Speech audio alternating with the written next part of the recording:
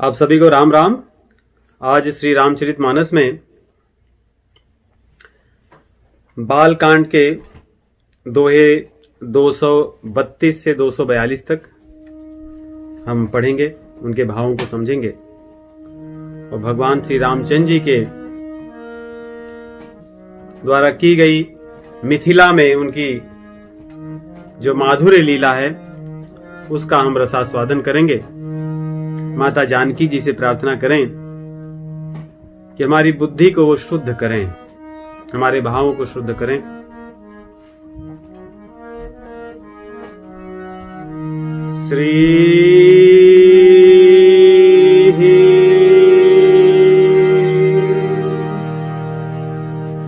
श्री सीतानाथ समारंभाम् श्रीरामानन्दार्य मध्यमाम्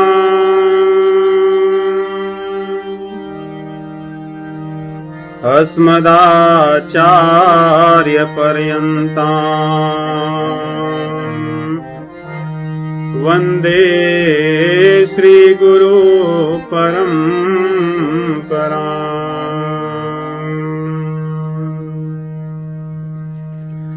बंदौ तुलसी के चरण जिनकीन्हो जग काज कलि समुद्र बूढ़त लख्यो प्रगट्यो सप्त जहाज।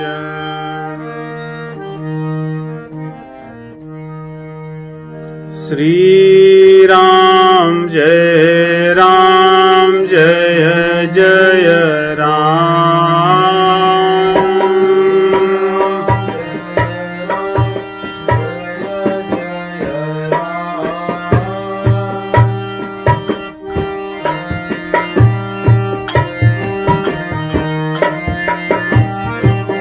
श्री राम जय जय जय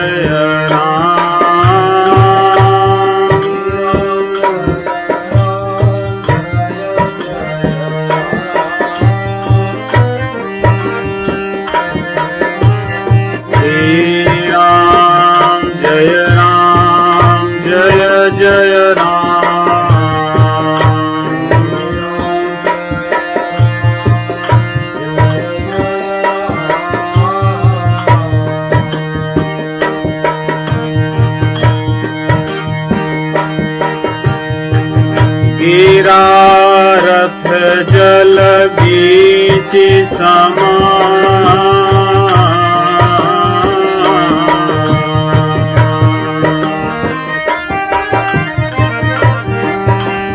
कहियत भीनन भीना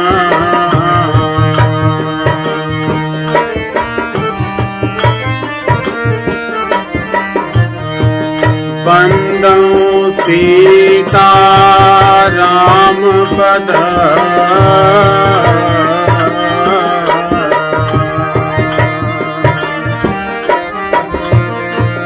जिनहि परम प्रिय थिन्ना।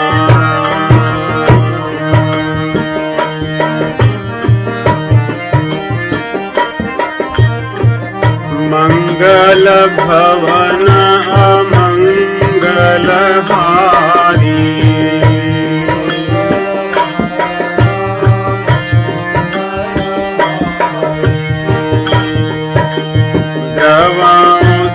दशरथ अजिर विधारी।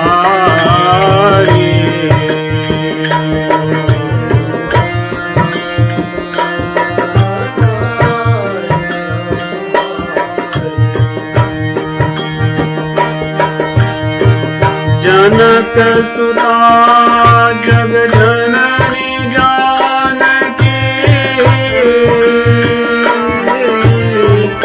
अतिशय प्रिय करुणा निधान की।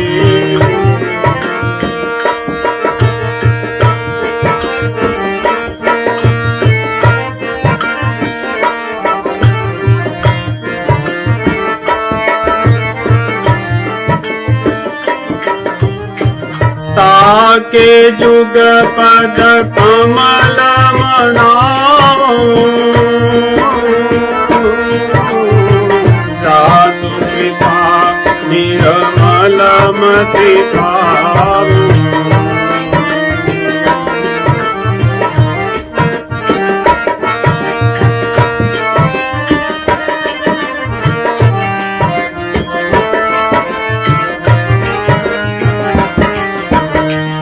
जय जय जय हनुमान गोसाई,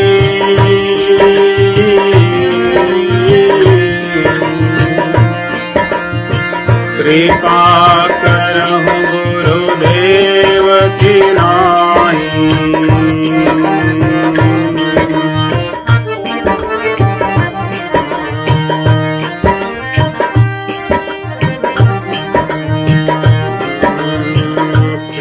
सीताराम सीताराम सीताराम सीताराम,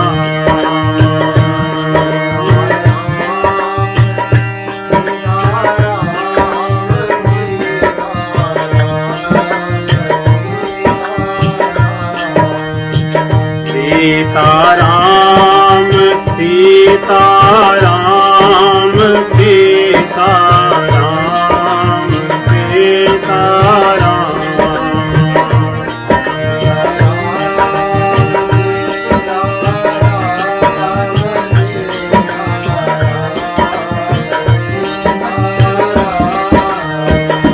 सीताराम सीताराम सीताराम सीताराम,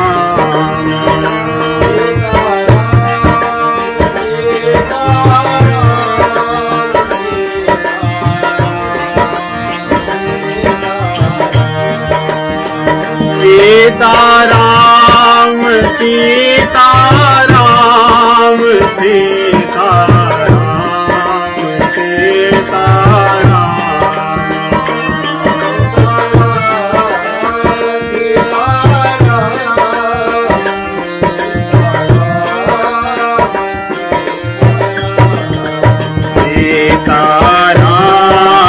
सीताराम सीताराम सीताराम,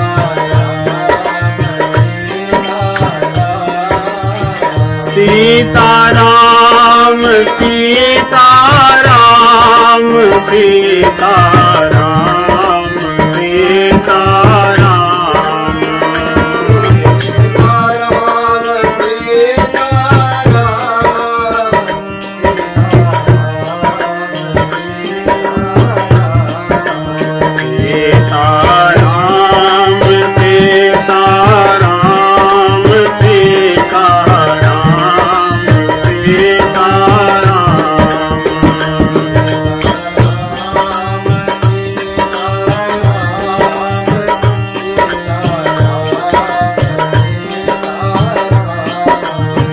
सीताराम सीताराम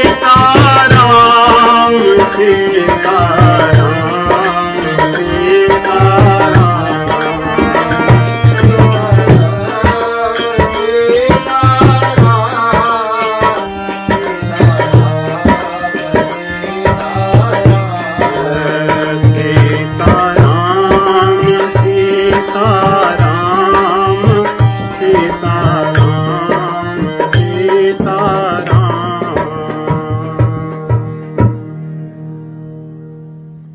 सियावर रामचंद्र भगवान की।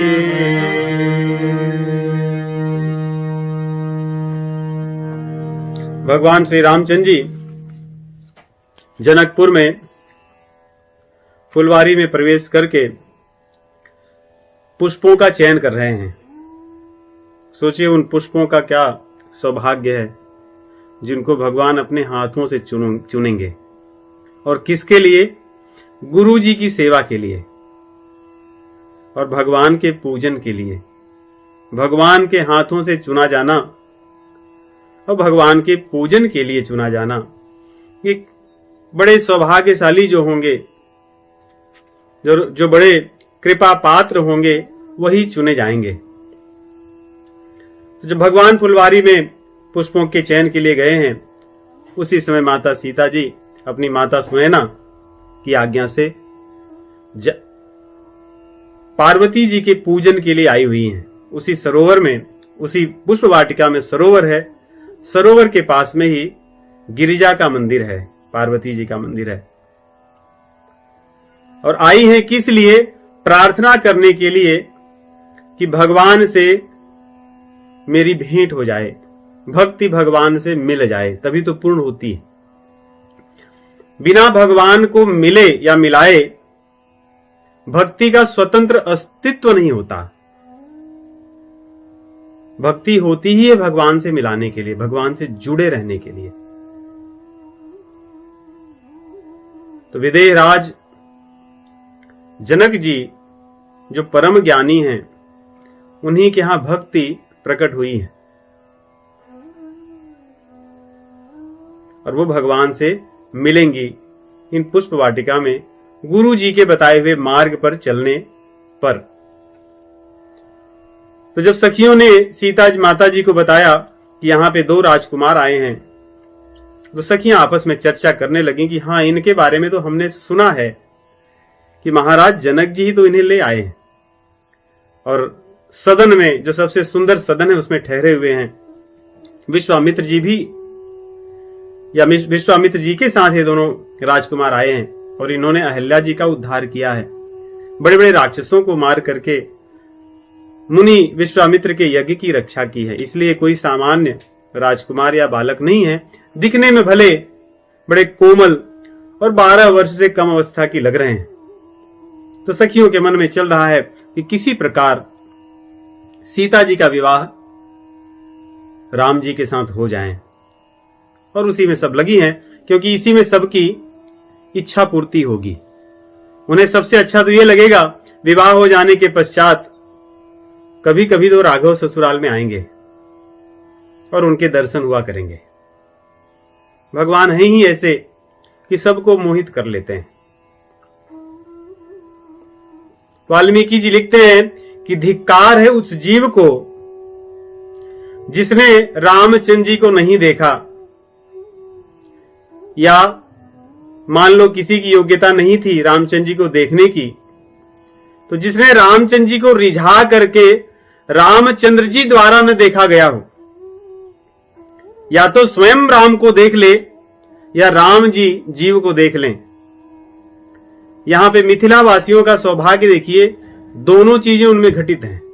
वे भी राम जी को देख रहे हैं और राम जी उनको देखने के लिए भी आतुर उनको देख रहे हैं। तो जब इस प्रकार भगवान श्री रामचंद्र जी को सभी सखियां देख रही हैं, उसी समय पुष्प को देखते देखते भगवान कुछ लताओं की ओट में आ गए।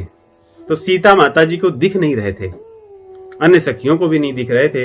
वे सभी व्याकुल हो गईं कि कहां चले गए, अभी तो यहीं पर थे। एक दूसरे से चर्चा करने लगी कि ये दोनों राजकुमार अचानक कहां अदृश्य हो गए। और तब तक लता भवन से भगवान सामने प्रकट हुए और तब लोगों के प्राण फिर से स्थिर हुए। कहते हैं कि जो राजा निमि, जो निमिष पे आंखों की पलकों पर विराजमान होते हैं, जिनके कारण हमारी पलकें झुकती हैं, बार बार झपकती हैं, राजा निमि भी वहां से चले गए। इसलिए पलकें झपकी नहीं और आंखें खुली की खुली रहीं। थके नयन रघुपति छवि देखे, थके नयन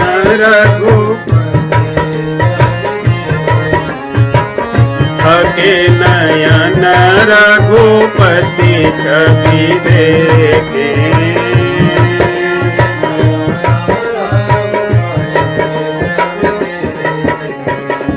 पलक नहीं हूँ परिहरी में,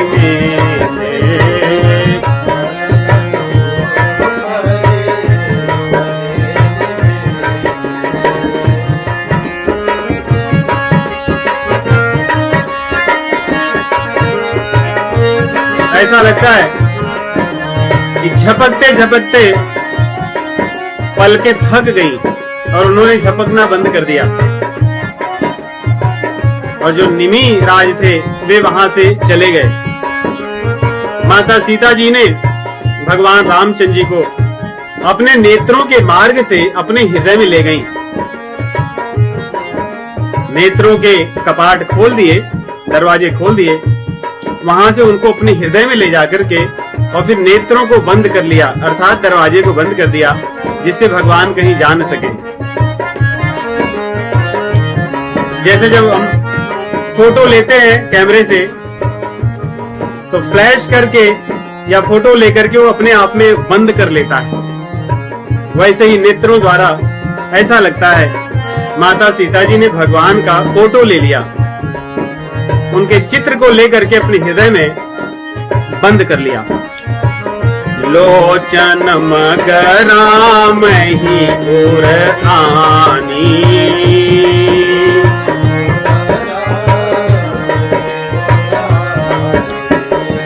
दीने पलक कपाट सयानी।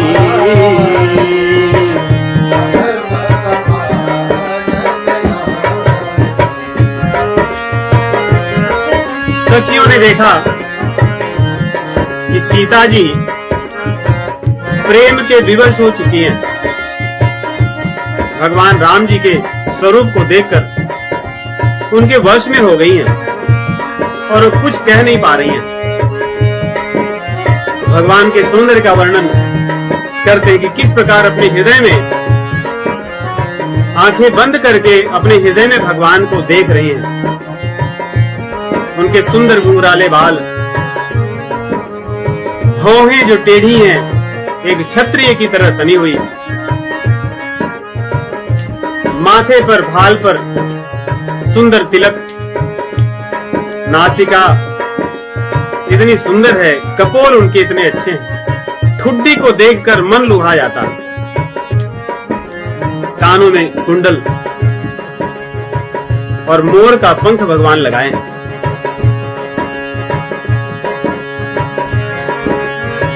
मोर पंख सिर सोहत कैसे, मोर पंख सिर सोहत नीके, गुच्छ बीच बिच कुसुम कली के।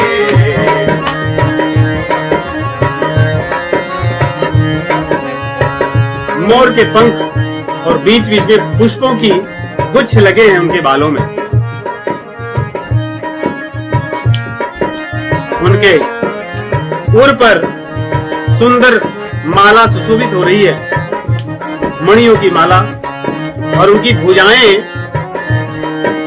जो हाथी का बच्चा होता है, जिसको संस्कृत में कलभ कहते हैं, कलभ, हाथी के बच्चे के सूंड के समान उनकी हाथ सुदृढ़ है, हाथ बलशाली। इस छवि को देखकर काम देवता करोड़ों करोड़ों लज्जित हो रहे हैं। मुख छवि कहीं न जाई मुहि पाही, जो बिलोकी बहु काम लजाई।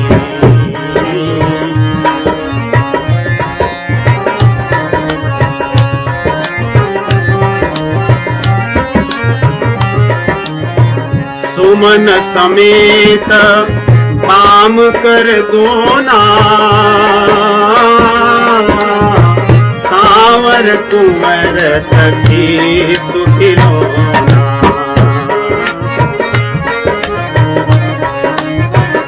हैं तो दोनों राजकुमार बड़े सुंदर, परंतु हे सखी, ये जो सांवला है ये बड़ा सलोना है, बहुत आकर्षक। गे हरि कटी पट पीत धर, सुषमा शील निधान। देख कि भानुकुल भूषण ही बिसरा सकी नय पान।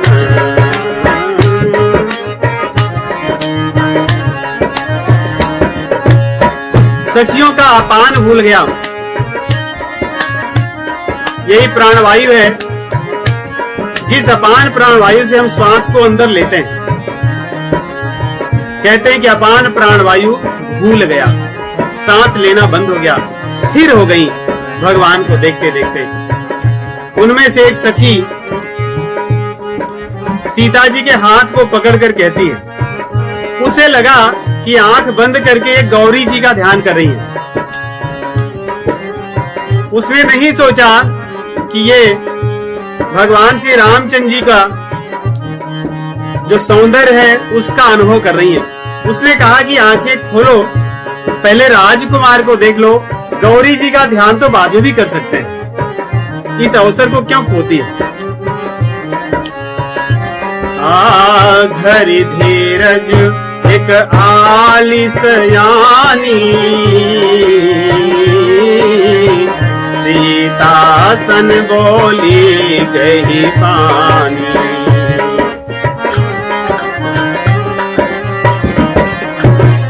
बहुरी गौरी कर ध्यान करे हूँ,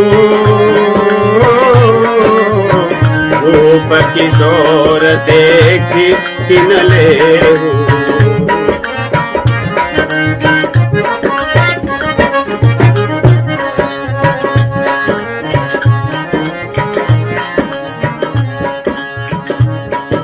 सखी की बात को सुन करके सीता माता जी संकोच में आ गई और थोड़ा उनके मन में जो मर्यादा वाली लाज होती है वो लाज हुई। उन्होंने आंख को खोल करके दोनों उन सिंहों को फिर से देखा। राजकुंवर सिंह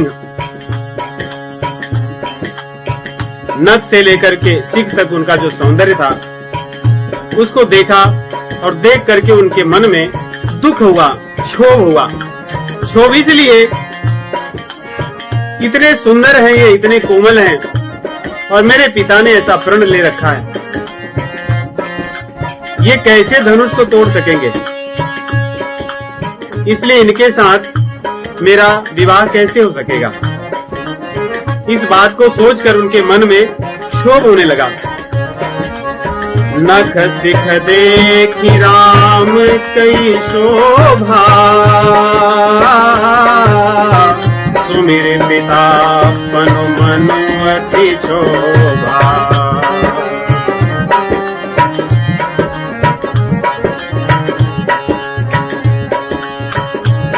तो इस प्रकार मन में विचार चल रहे हैं।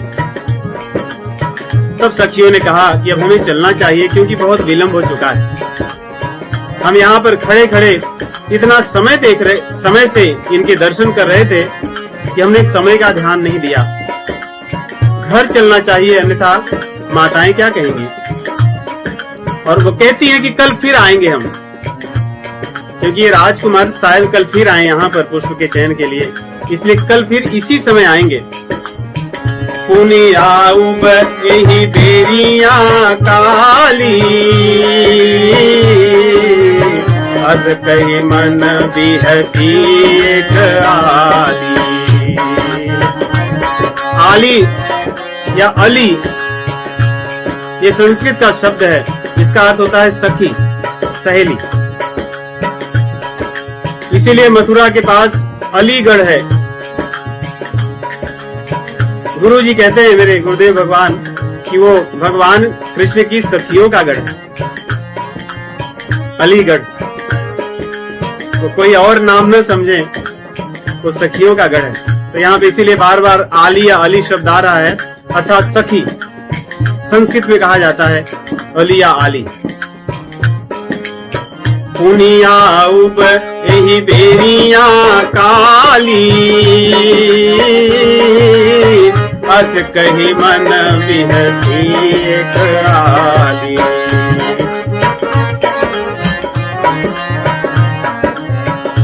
सीता माता जी सुन करके मन में धैर्य से धैर्य धारण करके भगवान श्री रामचंद्र जी को अपने हृदय में बिठाकर और अपनी पिता की बात को स्मरण करते हुए वहां से चली, ये सोचकर कि मेरा जो मनोरथ है वो मेरे पिताजी के अधीन है, उनके प्रण के अधीन है। जो भी होना होगा मेरे पिताजी की जो प्रतिज्ञा है उसके अधीन ही होगा। तो भगवान श्री रामचंद्र जी को बार बार देखती हैं। पशुओं को देखने के बहाने, पक्षियों को देखने के बहाने, लता पुष्प और फल को देखने के बहाने ये लोग जाते तो हैं आगे, लेकिन लौट लौट कर पीछे पीछे देखते रहते हैं, उनका दर्शन करते रहते हैं। देखन मिश्र मृग बिहग तरु, हिरई बहोरी बहोरी।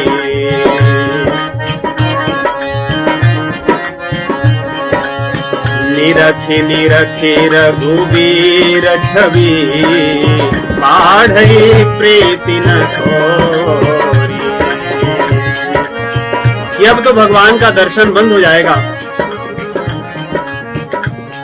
इसलिए बार बार पीछे मुड़ मुड़ कर देखने से उनके हृदय में जो प्रेम है वो बढ़ता जा रहा है। संयोग से अधिक वियोग में प्रेम होता है, इसलिए भगवान अपनी माधुर्य लीलाओं में वियोग अवश्य रखते हैं। जब भी वो इस धरा पर मानव रूप में अवतार लेते हैं, उनकी लीला में जो माधुर्य लीला होती है उसमें वियोग बहुत होता है। यहाँ पर वियोग का समय है, इसलिए प्रेम बढ़ता जा रहा है। जानी कठिन शिव चाप बिसोरती, चली राखी उर श्यामल मूरति।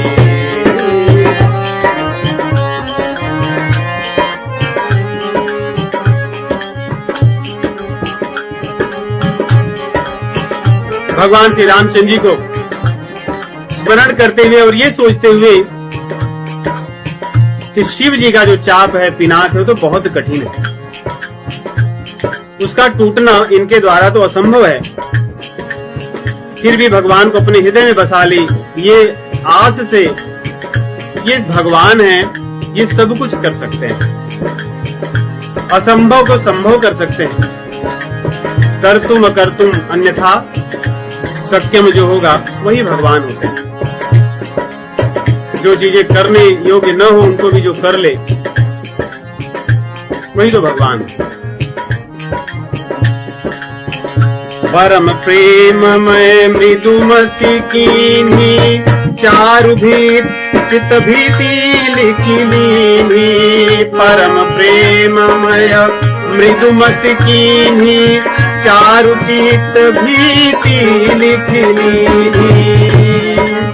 भगवान श्री रामचंद्र जी के सौंदर्य को अपने हृदय रूपी दीवाल पर, भीति पर उन्होंने लिख लिया, बना लिया, और अब गौरी के पूजन के लिए जा रही हैं। जा करके गौरी जी का पुनः पूजन कर रही हैं। इसलिए यहाँ गोस्वामी लिखते हैं, गई भवानी भवन बहोरी, फिर से गई। अब उनसे प्रार्थना कर रही हैं कि इनके साथ मेरा विवाह निश्चित ही हो जाए, ऐसी प्रार्थना करती हैं और उनकी स्तुति करती हैं। बहुत सुंदर स्तुति है। गुरु जी कहते हैं कि स्तुति को गाना दुर्गा सप्तशती के समान होता है। जो दुर्गा सप्तशती के पढ़ने का फल है, वही फल इस स्तुति को गाने का है। जय जय जय गिरिवर, जय जय गिरिवर राज किशोरी, जय महेश मुख चंद चकोरी।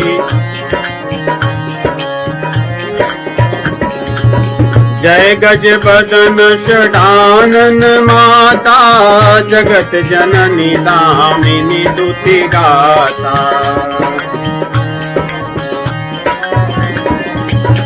नहीं तव आदि मध्य अवसाना, अमित प्रभाव वेद नहीं जाना।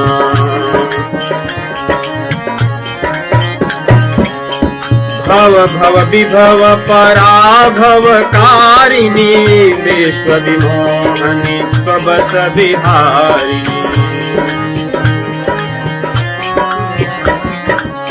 पति देवता स्तुतीय महु मातु प्रथम तव रेख महिमा अमित न सकहि कही सहस शारदा शेष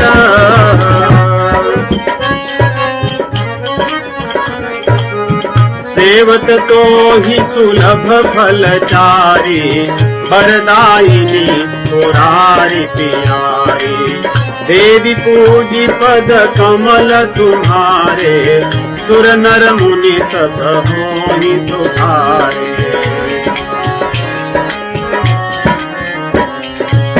मोर मनोरथ जानहुनी के बसऊं सदाउर पुर सबही के दीन्हु प्रगट न कारण तेहि अस कही चरण गहे बरेहि।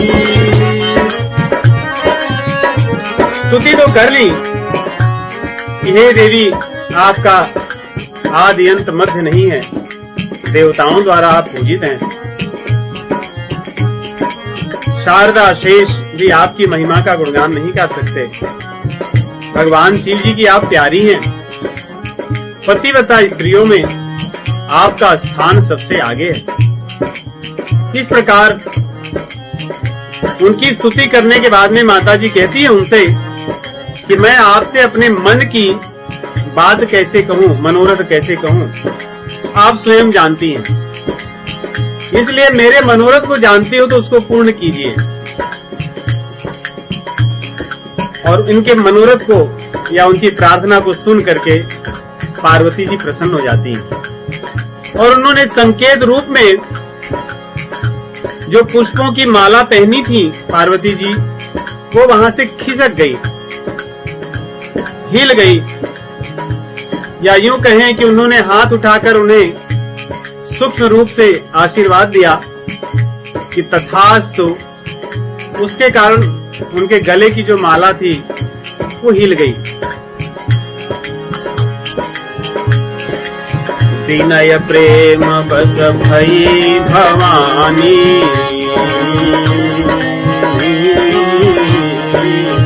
हसी माल मूरति मुस्कानी।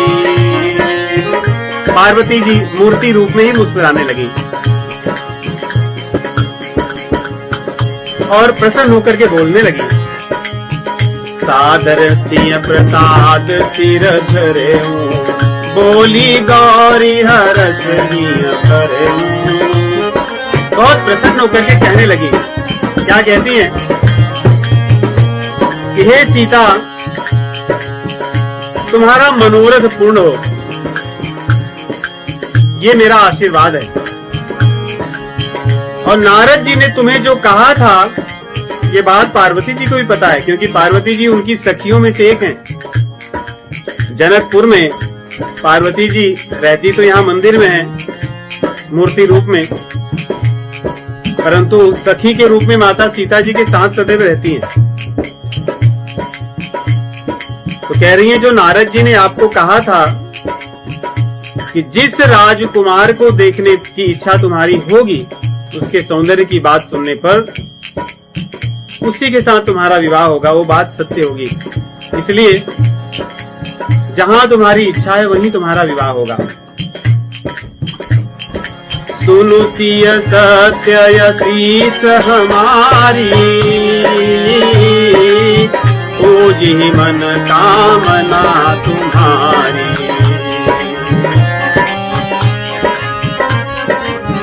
नारद बचन सदा सुचि साचा सो बरु मिली जाहि मनुराचा।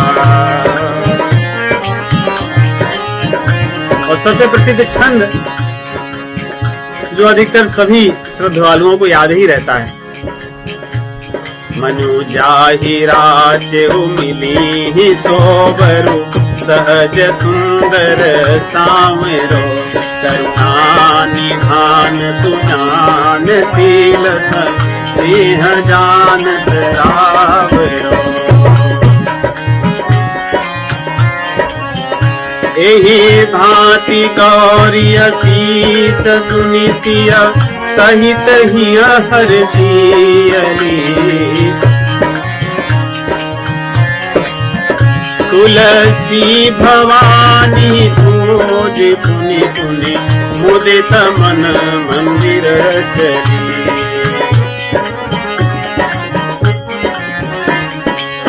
जानि गौरी अनुकूल, यही हरस न जाहि कहीं। मंजुल मंगल मूल, काम अंग फरकन लगे। तो पार्वती जी का आशीर्वाद पाली माता सीता जी बहुत प्रसन्न हुई। मनु जाहि राचो मिलिहि सोबरु। जिस वर को आपने अपने मन में बसाकर रखा है, या जो तुम्हारे मन को रुच गए, वे अवश्य मिलेंगे।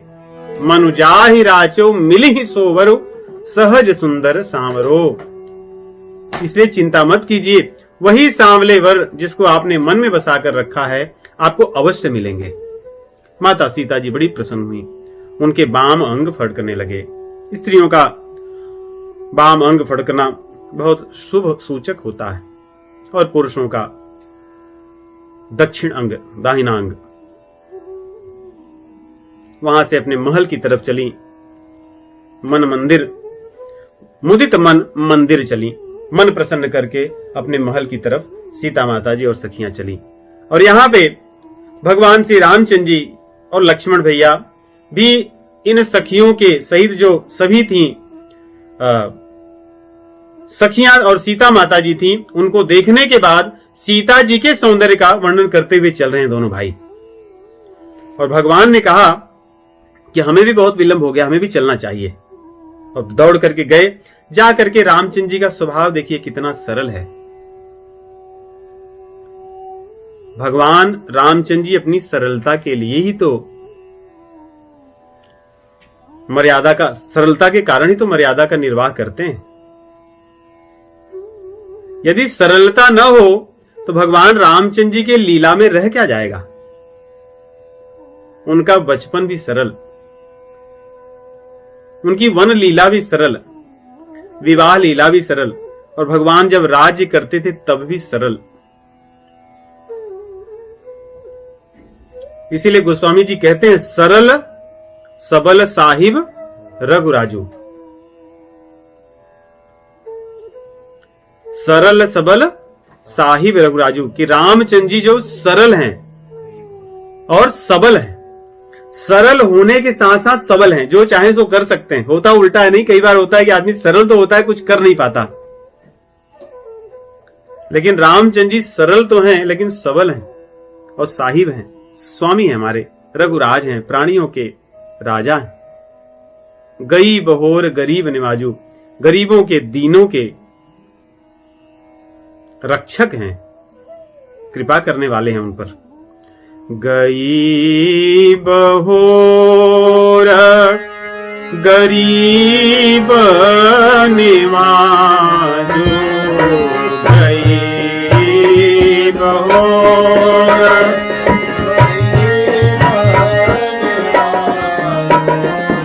सरल सबल साहिब रघुराजू।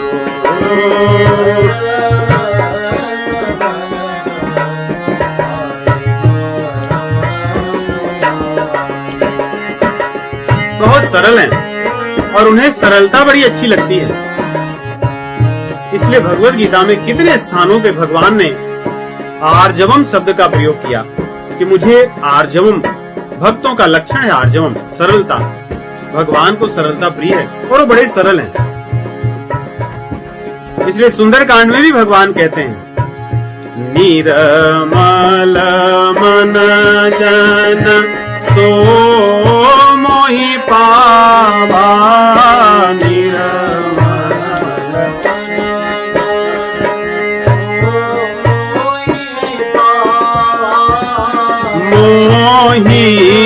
कपट छल छिद्र न भावा।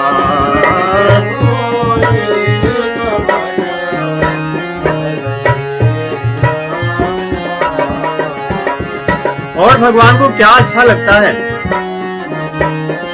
सरल स्वभाव न मन कुटिलाई, सरल स्वभाव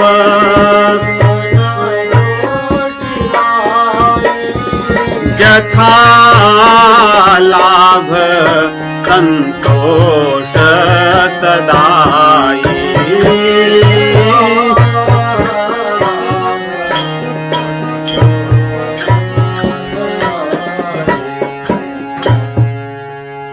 सरल सरल सरल, बस हम सरल हो जाएं तो भगवान को पा लेंगे। सोचिए, भगवान फुलवारी से आते ही गुरुदेव को सारी बातें बताते हैं कि क्या क्या हुआ, उनके मन में क्या चल रहा है, सारी बातों को प्रेम से कह रहे हैं। राम कहा सब कौशिक पाही, राम कहा सब, राम कहा सब कौशिक पाही।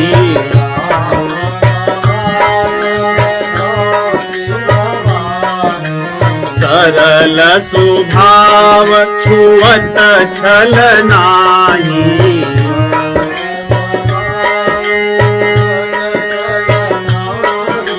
सरल स्वभाव छुअत छल नाही।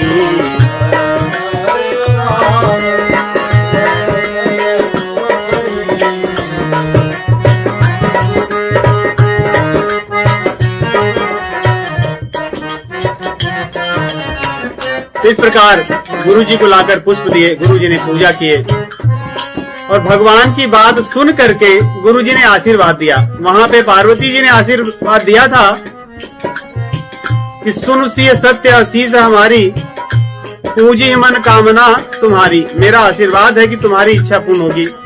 यहाँ गुरुदेव विश्वामित्र भी भगवान को आशीर्वाद दे रहे हैं कि जो तुम्हारी मनोकामना है पूर्ण होगी।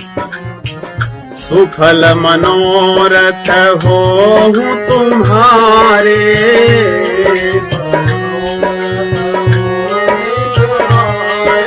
सुफल मनोरथ हो तुम्हारे।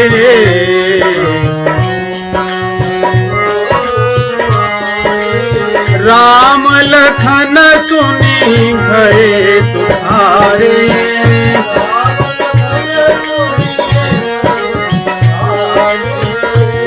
भगवान प्रसन्न हुए, भैया लक्ष्मण भी प्रसन्न हुए कि गुरु जी का भी आशीर्वाद मिल गया। उसके बाद भोजन किए, कथा हुई, विश्वामित्र जी कथा कहे, हरि चर्चा हुई, सत्संग हुआ। दिवस बीतने पर संध्या करने के लिए दोनों भाई गए। संध्या करने के बाद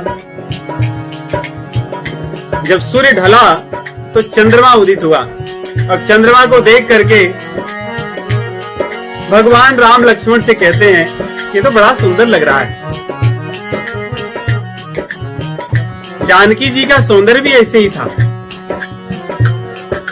वो भी बड़ी सुंदर थी। परंतु ऐसा कहते ही भगवान ने कहा नहीं नहीं नहीं, मैंने गलत कह दिया। ये चंद्रमा तो बड़ा जानकी के सामने तुच्छ है। सूर्य के उदित होते ही इसकी शोभा फीकी हो जाती है, तो इसकी तुलना जानकी से नहीं कर सकते। और पैदा हुआ है ये समुद्र से, जो कि खारे जल का है, किसी को अच्छा नहीं लगता। और इसका जो भाई है, क्योंकि चंद्रमा के साथ समुद्र मंथन में विष भी तो निकला था, कहते हैं इसका जो भाई है वो विष है। जिसका भाई विष हो और जो पैदा हुआ हो खारे से, वो कहाँ अच्छा होगा। इसलिए कह रहे हैं कि नहीं, इसकी तुलना नहीं कर सकते जानकी से। फिर कहते हैं भगवान, दूसरा चंद्रमा घटता बढ़ता है, कभी स्थिर नहीं रहता। उस व्यक्ति का क्या उसकी क्या विशेषता, जो स्थिर न रहे, जो घटता बढ़ता रहे। अलग अलग परिस्थितियों में दिन के अनुसार किसी का व्यवहार बढ़े बदले, उस व्यक्ति को कौन अच्छा कहेगा? कहें ये तो घटता बढ़ता है। दूसरा, विरहियों को दुख देता है, ये दुखदाई है। कोई भी इसके अंदर अच्छे गुण तो मुझे नहीं दिखते। जो कोक पक्षी होता है, चकोर, उसको भी दुख देता है ये। और पुष्प जब खिल जाते हैं कमल के दिन में, चंद्रमा के उदित होते ही मुरझाने लगते हैं। कहते ये कैसा है, सबकी हानि ही करता है, किसी के काम का नहीं है। इसे जानकी जी की तुलना इससे नहीं कर सकते।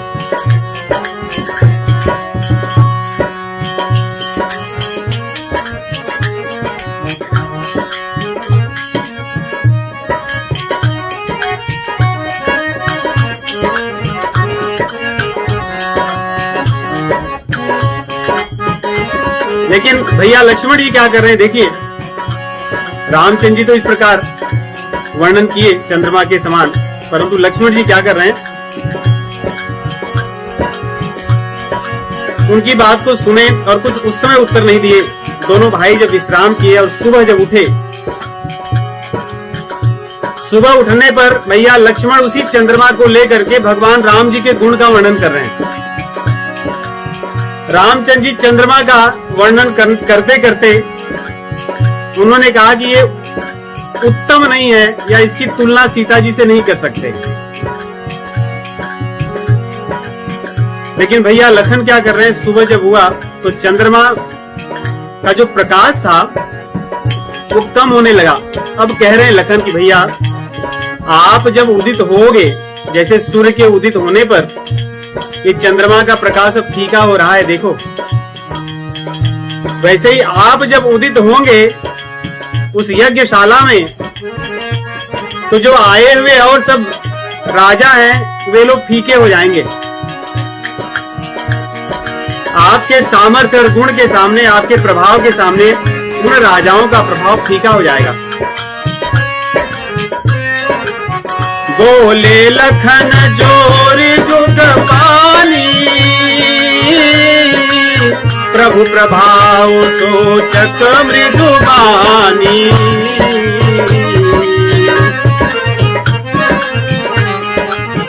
अरुणोदय सकुचे कुमुदा, उडगन ज्योति मलीना। जिन तुम्हार आगमन सुनी, भय नृपति बलहीना।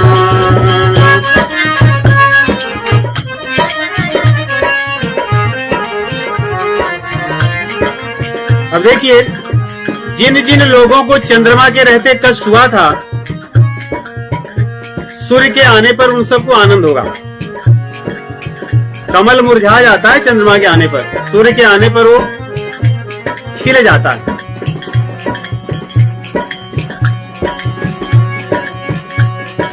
और जो कोक है, चकोर है, वो इसी रात्रि की प्रतीक्षा में तो बैठा रहता है, सूर्य के आने पर वो भी प्रसन्न हो जाता है। ऐसा लगता है ना, जिस प्रकार वो प्रतीक्षा करता है चंद्रमा को देखते हुए एक टक, ऐसा लगता है वो कुछ जानना चाहता है। और चंद्रमा के हस्त सोते ही फिर वो सामान्य हो जाता है, ऐसा लगता है वो जान गया। तो यहाँ पे भगवान के ऐश्वर्य का वर्णन लक्ष्मण जी कर रहे हैं, 4 प्रकार के भक्तों की चर्चा करके। चतुर्विधा भजन्ते माम जना सुकृत नोर्जुन, आर्तो जिज्ञासुरर्थार्थी ज्ञानी च भरतर्षभ। भगवान कहते हैं 4 प्रकार के मेरे भक्त हैं। आर्त भक्त होता है जो दुखी होता है, अपने दुख को दूर करना चाहता है। जिज्ञासु होता है जो कुछ जानना चाहता है। और अर्थार्थी होता है, कुछ पाना चाहता है मुझसे, धन, नौकरी, संपत्ति, संतान, पति, पत्नी इत्यादि। और एक ज्ञानी भक्त होता है जो मुझसे प्रेम करता है, मुझे मिलना चाहता है। यहाँ भैया लक्ष्मण कह रहे हैं, देखिए कमल जो है वो आर्त है, चंद्रमा के कारण मुरझा गया है, वो खिलना चाहता है, अपने दुख को दूर करना चाहता है। जो चकवा है कोक एकटक बैठा था, ऐसा लगता है कि कुछ जानना चाहता था, जिज्ञासु था कि चंद्रमा के अस्त होने पर क्या होगा या सूर्य के प्रकट होने पर क्या होगा, कैसा होगा। और मधुकर अर्थात भंवरे हैं, ये कुछ पाना चाहते हैं, रात भर से कुछ पाते नहीं। जैसे ही सूर्य उदित होता है, ये जा जाकर के पराग रस का पान करते हैं पुष्पों से, तो ये कुछ पाना चाहते हैं, पा जाते हैं।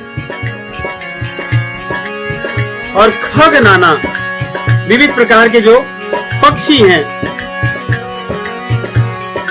सूर्य के उदित होने पर वे आनंद पा लेते हैं, गुणगान करने लगते हैं। जो उनका जीवन स्थिर हो गया था, अंधेरे में से वो प्रकाश में आ जाते हैं। वैसे ज्ञानी भक्त होता है जो इस संसार या भवकूप के अंधेरे से भगवान को पाने पर प्रकाश में आ जाता है और कलरव करने लगता है, गान करने लगता है भगवान के गुण गणों का। तो यहाँ पे भैया लक्ष्मण कह रहे हैं कि हे प्रभु, जैसे सूर्य के उदित होने पर भंवरे हैं, पक्षी हैं, कमल हैं, चकवा है, ये सब आनंद में आ जाते हैं किसी न किसी कारण से, वैसे ही आप आज जब चलोगे या आपके आ जाने पर ये जो राक्षस लोग यहाँ आए हैं, इन सब का वैभव नष्ट हो जाएगा। ये सब फीके हो जाएंगे आपके सामने में, और जो आपके भक्त हैं वे प्रसन्न हो जाएंगे क्योंकि धनुष टूट जाएगा। आपके भक्त उसीलिए तो बैठे हैं, आप उनको आनंदित करोगे। इसलिए हे प्रभु, अब वो समय आ गया है। और यहाँ पे एक अच्छी चीज लक्ष्मण भैया कहेंगे, कहते हैं कि आज उद्घाटन का दिन है। राम जी बोले किस चीज का उद्घाटन है? बोले आज आपकी भुजाओं के बल का उद्घाटन होगा। जैसे कोई पुस्तक होती है या कोई चीज होती है, उसका उद्घाटन हो जाता है, उसके बाद उसका उपयोग होने लगता है। कोई नई गाड़ी हो, नई तकनीक हो, नई चीज हो, बोले यहाँ पे आपकी भुजा की जो शक्ति है उसका उद्घाटन होगा। उसके बाद ये शक्ति सब जगह काम करने लगेगी, जहां जहां चलोगे वहां वहां इसका उपयोग होगा।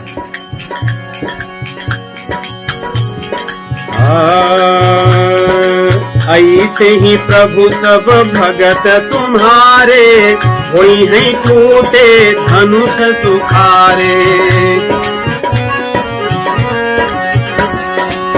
रवि निज उदय व्याज रघुराया, प्रभु प्रताप सब निपन दिखाया।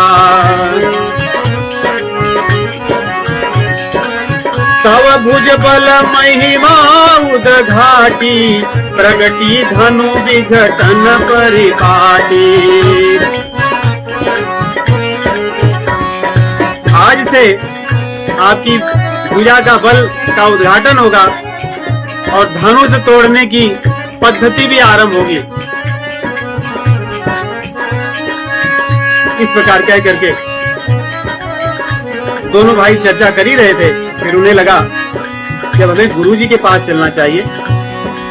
वे दोनों अपनी नित्य क्रिया करके गुरु जी के पास लौट करके आते हैं। उसी समय महाराज जनक शतानंद तथा अन्य ब्राह्मणों को और मंत्रियों को बुला करके बोलते हैं कि जाइए और अतिथि विश्वामित्र मुनि को और उनके साथ आए हुए दोनों राजकुमार को भी ले आइए यज्ञशाला में, क्योंकि समय हो गया है। सब राजा लोग आकर के अपने आसन को ले रहे हैं और अब धनुष को तोड़ने की जो मैंने प्रण लिया है उसको सभी राजा एक एक करके प्रयास करेंगे तोड़ने का, तो उनको भी बुला ले आइए। तो संदेश लेकर के शतानंद अन्य मंत्रियों के साथ और पुरोहित थे उन लोगों के साथ जाते हैं और जा करके उनको बताते हैं। शतानंद पद बंदी प्रभु, बैठे गुरु पही जाई। चलहु तात मुनि कहे तब, पठवा जनक बोलाई। भगवान श्री रामचंद्र जी और भैया लखन शतानंद के चरणों की वंदना करते हैं और गुरु जी के पास जाकर बैठ जाते हैं, विश्वामित्र जी के पास। विश्वामित्र मित्र जी को उन्होंने बताया कि महाराज जनक जी आप सभी को बुला रहे हैं और चल करके स्वयंवर को आप सभी लोग देखिए। देखिए, ये लोग देखने के लिए आए थे यज्ञशाला, स्वयंवर को देखने के लिए आए, भाग लेने नहीं आए हैं, ऐसा प्रतीत हो रहा है। गोस्वामी जी लिखते हैं, सीय स्वयंवर देखिए जाई, ईश काहि धऊ दे बड़ाई। चल करके देखते हैं कि आज भगवान किसको ये सौभाग्य देंगे कि कौन उस धनुष को तोड़ पाएगा। इस प्रकार की चर्चा कर रहे हैं। तो लक्ष्मण जी देखिए सुन करके क्या कहते हैं। लक्ष्मण जी कभी भी ये सब चीजें सह नहीं पाते कि कोई कहे कि पता नहीं कौन धनुष तोड़ेगा। तो लक्ष्मण जी को लगता है कि आप लोग ऐसा क्यों कह रहे हैं, आपको तो यह कहना चाहिए कि चलो रामचंद्र जी अब धनुष तोड़ने वाले हैं। ऐसा न कह करके चर्चा हो रही कि स्वीय स्वयंवर देखिए जाई, ईसु काहि धऊ दे बढ़ाई, कि पता नहीं भगवान किसको बढ़ाई या ये अवसर देंगे, सौभाग्य देंगे कि जो धनुष तोड़ेगा। लक्ष्मण जी तुरंत बिना सोचे बोले, लखन कहा जस भाजन सोई, लखन कहा जस नाथ कृपा तव जापर होई।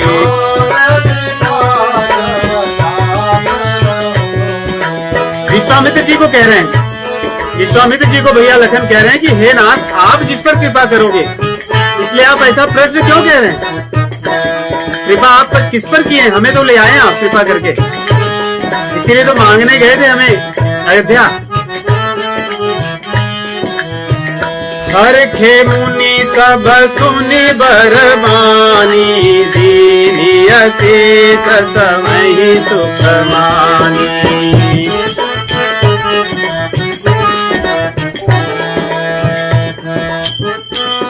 विश्वामित्र जी ने आशीर्वाद दिया। शतानंद सहित जो अन्य पुरोहित थे उन सबने आशीर्वाद दिया कि आप लोग ही धनुष को तोड़ेंगे, भगवान राम जी की तरह संकेत करके। इस प्रकार दोनों भाई शतानंद समेत पुरोहित जो थे उनके साथ और विश्वामित्र जी के साथ रंगभूमि में आए, और जो बालक तथा नगर के नर नारी थे उनको भी संदेशा जा चुका था कि यज्ञशाला में सब लोग धीरे धीरे उपस्थित हो रहे हैं। उसी में जब लोगों को पता चला कि राम लक्ष्मण जी जा रहे हैं रंगभूमि की ओर, तो सब लोग जल्दी जल्दी सबसे पहले भाग गए रंगभूमि की ओर कि इसके पहले कि दोनों भाई वहां पहुंचे हम लोग पहुंचकर उनके दर्शन लेते रहे। नहीं तो अगर वो पहुंच करके कहीं बैठ जाएंगे तो हमें उनमें ढूंढना पड़ेगा या हम दूर से दर्शन कर पाएंगे। इसलिए हम पहुंच करके जल्दी से द्वार पर ही उनके दर्शन कर लें। उनके आने के पहले सब जगह लोग भाग भाग करके दौड़ने लगे जल्दी जल्दी रंगभूमि की तरफ। महाराज जनक जी देखे कि ये क्या बात है, इतनी अचानक भगदड़ और दौड़ धूप करके सब क्यों आ रहे हैं। उन्होंने अपने प्रिय सेवकों को बुलाया और उनसे कहा कि आप लोग जा करके मर्यादा के साथ और बड़े प्रेम से विनम्रता से इन लोगों को यथास्थान बैठाइए। देखी जनक भीर भई भारी, सुचि सेवक सब लिए हकारी। तुरत सकल लोगन पहि जाहो, आसन उचित देहु सब काहू। कही मृदु बचन विनीत तिन्हा, बैठा रे नर नारी। उत्तम मध्यम नीच लघु, निज निज थल अनुहारी। जो जहां के योग्य था, जैसे हम कहीं जाते हैं स्टेडियम में भी होता है ना कि हर व्यक्ति हर जगह नहीं बैठ सकता, किसको कहां बैठना है, कौन मुख्य अतिथि हैं, कौन कहां बैठेंगे, इस प्रकार का उन्होंने व्यवस्था की। और कितना सुंदर देखिए मर्यादा कैसी है। रामचरितमानस रामायण अपनी मर्यादा के लिए ही जानी जाती है। यहां कह रहे हैं उत्तम कही मृदु बचन, ऐसा नहीं कि किसी को डांट कर या गुस्सा कर, मधुर वाणी से विनम्रता पूर्वक सबको बैठाया जा रहा है। यह मर्यादा है।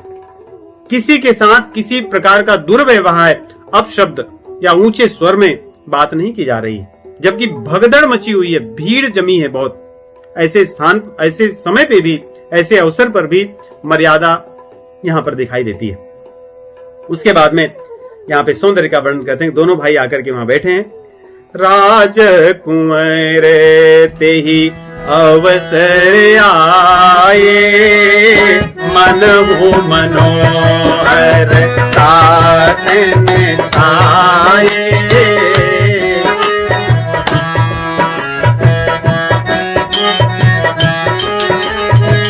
गुण सागर नागर बरबीरा, सुंदर श्यामल गौर शरीरा।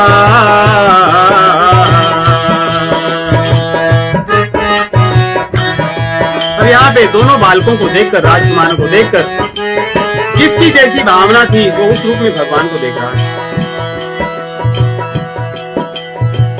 यही सिद्धांत है। जाकी जिन कई रही भावना जैसी,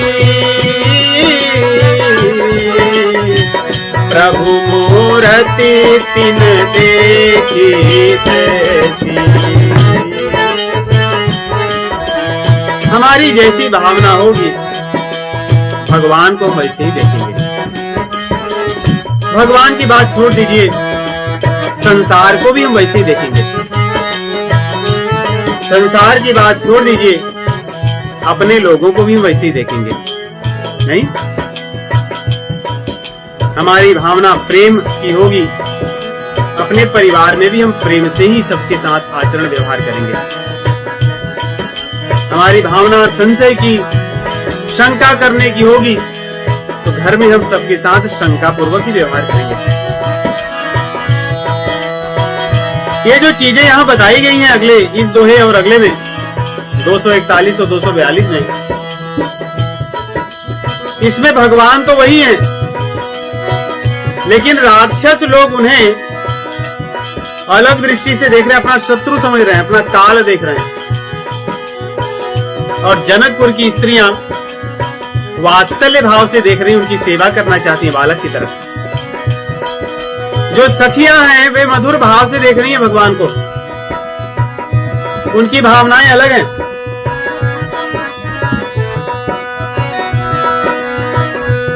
जो योगी लोग हैं वे लोग शांत भाव से भगवान को देख रहे हैं, ब्रह्म का अनुभव कर रहे हैं। और जो भक्त लोग हैं वो उनके साथ भगवान और भक्त के संबंध से भगवान को देख रहे हैं। प्रभु तो वही है। कुछ लोग उनको अपना काल समझ रहे हैं, रावण भी आया है वहां पे, बाणासुर आया है। ये लोग भगवान को अपना काल समझ रहे हैं कि ये तो भाई मेरे काल हैं। कुछ लोग भगवान को अद्भुत रूप में देख रहे हैं कि ऐसा बालक तुमने कभी देखा नहीं। वाह वाह, अद्भुत रस। तो साहित्य के, भावनाओं के जितने भी रस हैं, कुछ लोग 9 रस कहते हैं, कुछ 10 कहते हैं, कोई 11 और 12 रस कहते हैं। क्यों न कहें, रस तो विविध प्रकार हैं। अद्भुत रस, विभत्स रस, भयानक, रौद्र, विभत्स,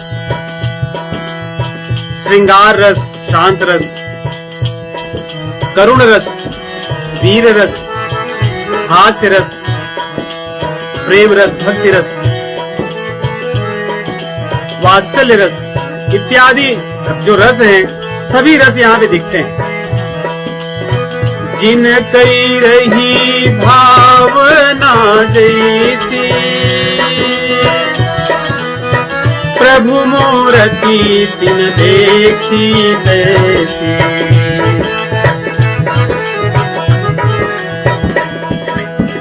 देखहि रूप महारणी धीरा, मनहु वीर रस धरे शरीरा।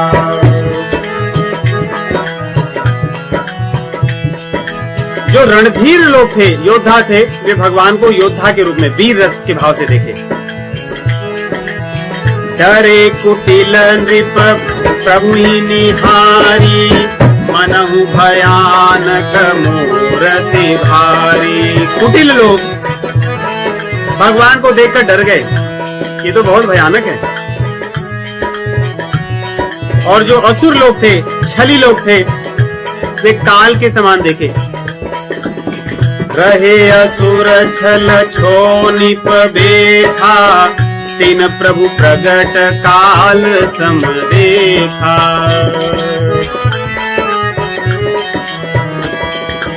और जो पूर्ववासी बिचारे थे, मिथिलावासी, जो भगवान से प्रेम करते हैं, उनको बड़ा आनंद मिला भगवान को देखकर।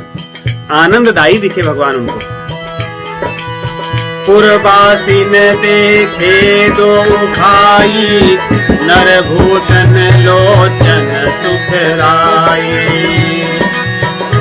और स्त्रियां श्रृंगार भाव से भगवान को देख रही हैं, जो सखियां हैं, युवतियां हैं। नारी बिलो कहीं हरखिया, निज निज रुचि अनुरूप।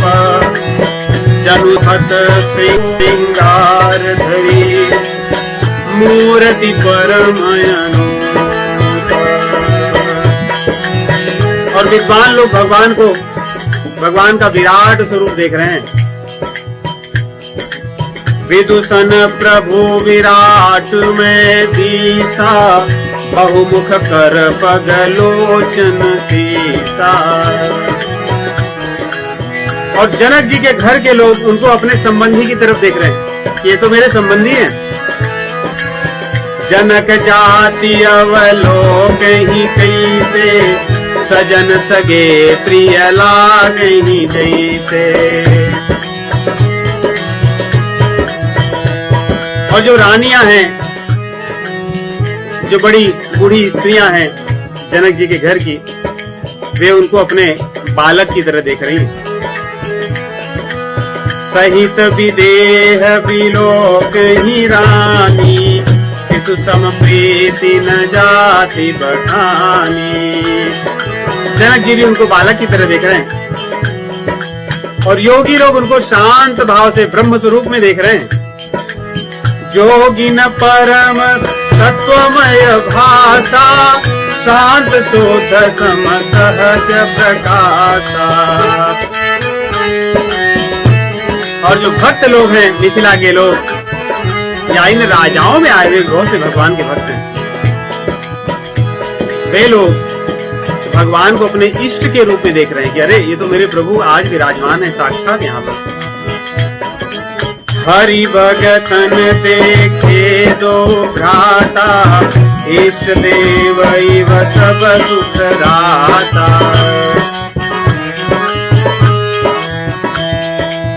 राम ही चितवत भाई जहि सिया,